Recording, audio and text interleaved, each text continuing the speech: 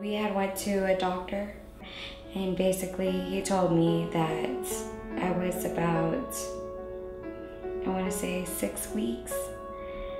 And he said at that time that we should have seen a baby forming, and that it was just an empty sac, and that a baby, probably wouldn't form. I started feeling sick, and one of my friends told me that if the sac was still there, it could be making me sick and that I might need to get it removed.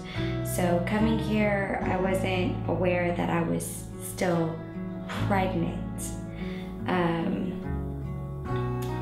I did talk to my family, that I had thoughts before, I knew that it wasn't, what the doctor told me was an empty sac. But before that, I was considering aborting. I just felt it would be too tough for me to handle another child. My mother, she passed away about 18 years ago, but she was a twin. And my great-grandmother took my grandmother to go have an abortion. And back then, they don't have technology we have these days, so they just thought it was a single baby. And once he was disposed of, a few months later, my mom was born. I knew it was an option, but to go through the pregnancy and do it all over again by myself, I had just had a child and went through pregnancy and everything by myself, and emotionally it's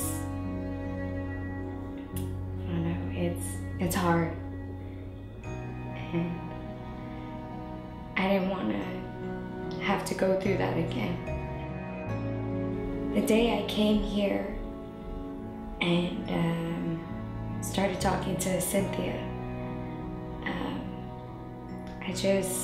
her words were so powerful, and she kind of gave me some hope. And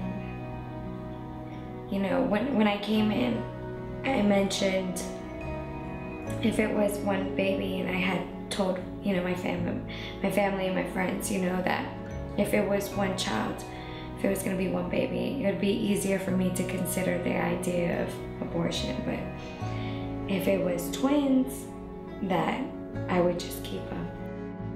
We took the little pregnancy test and confirmed, that it was still showing I was pregnant. And she asked if she could come with me into the ultrasound room, and I came by myself, so I was like, of course, that's fine. And I remember laying there on the table, and I wasn't looking. I didn't look. I didn't want to see.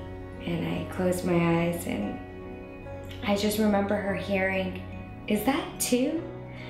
And I just opened my eyes, and I was like, "I'm sorry, what?" A couple seconds later, there it was, right in front of me. Two little babies. And I remember I started crying and crying, and I just thought to myself, wow, God is good. It was scary, the idea of 2 more children, but coming week after week and talking with Sherry, and just, you guys gave me hope. The idea of raising 4 boys on my own, and knowing how hard it was for me not to have my parents growing up,